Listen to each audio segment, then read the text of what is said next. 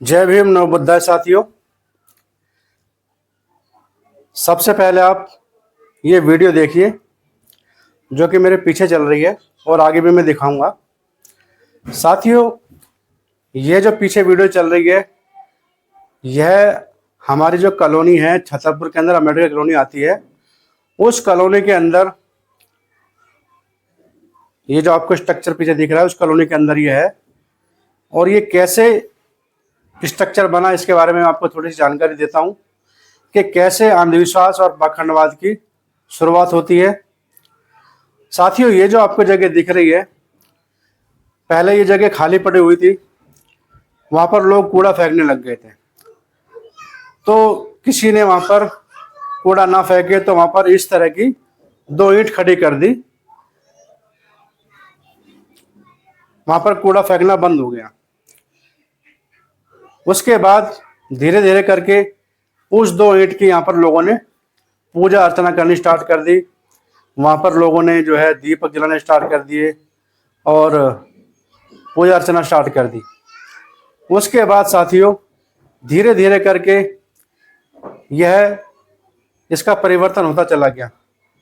पहले इसको थोड़ा मंदिर का शेप दिया गया, एक मंदिर टाइप का बनाया गया और यहाँ पर लगातार महिलाओं का आना जाना स्टार्ट हो गया।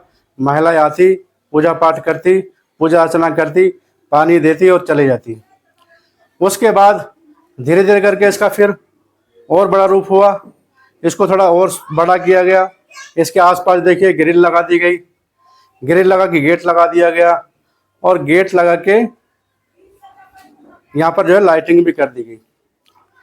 अब साथियों, इस जगह पर लोग कूड़ा फेंका करते थे, लेकिन यहाँ पर कूड़ा कोई ना फेंके, वहाँ पर 2 ईंट खड़ी कर दी गई और ईंट खड़ी करने के बाद उसकी पूजा अर्चना होनी स्टार्ट हो गई। यहाँ से अंधविश्वास की और पाखंडवाद की शुरुआत हो गई। साथियों, यहाँ पर ना कोई मंदिर था ना कुछ था, लेकिन ये जगह एक तरह से अब ये कब्जा हो गई है। यहाँ पर ये मंदिर बना दिया गया और ये मंदिर अब यहाँ पर रहेगा और इसकी पूजा अर्चना अभी भी होती है। और इसके पास अभी नवरात्रे गए थे, नवरात्रों में जो लोग पूजा अर्चना करते हैं, पूजा अर्चना करने के बाद जो भी उनका जो पूजा अर्चना का सामान होता है वो सारा का सारा सामान पन्नियों में लाकर यहाँ पर फेंक कर वो चले गए। यानी कि अपने घर का कूड़ा निकाल कर यहाँ पर वो कूड़ा फेंक कर चले गए।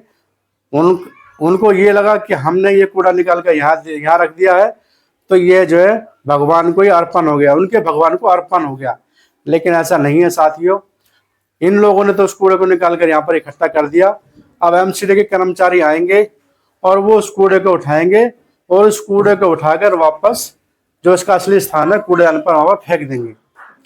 तो साथियों, अंधविश्वास के नाम पर, पाखंडवाद के नाम पर नदियों का कितना बुरा हाल किया हुआ है। जितने भी पीपल के पेड़ हैं, अभी एक पीपल का पेड़ में आगे आपको भी दिखाऊंगा, जो हमारे छतरपुर मंदिर है उस मंदिर के रास्ते पर हम जाते हैं तो एक पीपल का पेड़ है।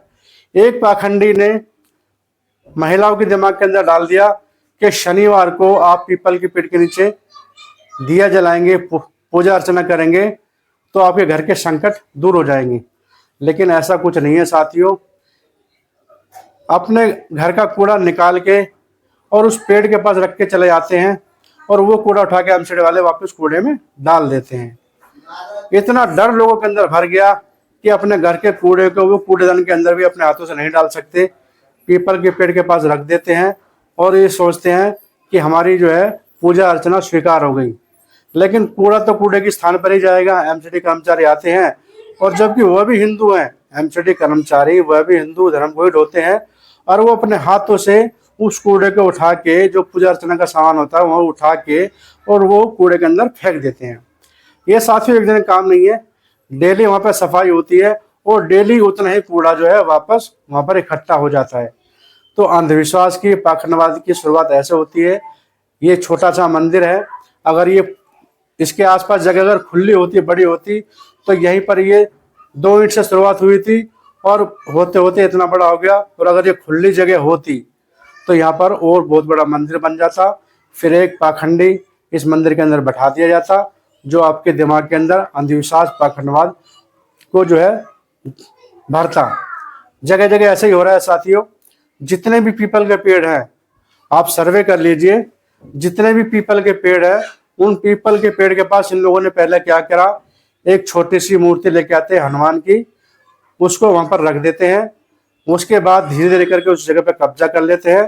पीपल के पेड़ के पीछे ही एक मंदिर बना देते हैं और उस मंदिर में एक समुदाय का व्यक्ति उस मंदिर के अंदर बैठ जाता है और वहां पर उसकी दुकानदारी स्टार्ट हो जाती है। फिर वो वहीं बैठे बैठे अपने जीवन भर का गुजारा जो अंधविश्वासी और पाखंडवादी लोग हैं उनके द्वारा वह करता है। उनके दिमाग में अंधविश्वास, पाखंडवाद, स्वर्ग, नरक, भगवान, डर, ये सब बैठाकर उनको वो लूटता है, लूट खसोट करता है। वो मेहनत नहीं करता साथियों। जिस तरह से बहुजन समाज के लोग मेहनत करते हैं, उस समुदाय के लोग मेहनत नहीं करते। वो इसी तरह से झूठ बोलकर, लोगों के दिमाग पर कब्जा करके, लोगों को अंधविश्वास में डुबो के, लोगों को पाखंडवाद में डुबो के वह अपने दुकानदारी चला रहे हैं। ज्योतिबा फुले जी ने कहा था कि एक नाई का बाल काटना उसका धर्म नहीं, धंधा है। एक मोची का जूते सिलाई करना उसका धर्म नहीं, धंधा है। एक सिलाई कारीगर का कपड़े सिलना उसका धर्म नहीं, धंधा है। इसी तरीके से पंडित पुजारी का पूजा पाठ वगैरह करवाना ये धर्म नहीं, ये धंधा है। ये बात हमको समझनी पड़ेगी साथियों कि ये उनका धंधा है और वन टाइम इन्वेस्टमेंट। एक बारी एक मंदिर बना दीजिए, बस एक बार उनको पैसा लगाना है, फिर उनकी जो है आमदनी स्टार्ट हो जाती है। तो साथियों, अगर ये धर्म होता तो धर्म का काम वह फ्री में करते, किसी से पैसा नहीं लेते। लेकिन क्योंकि ये धर्म नहीं, धंधा है, वो काम करने के पैसे लेते हैं। मेहनत करना उनके बस की है नहीं।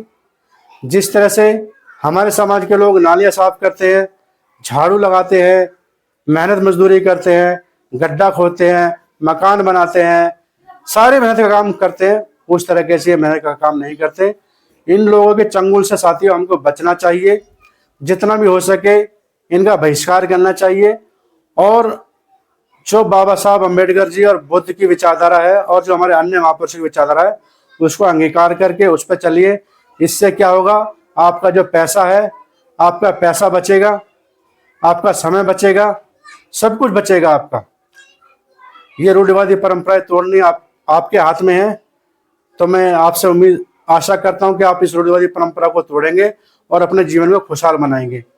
पाखंड की शुरुआत कैसे होती है वो मैंने आपको दिखा दिया।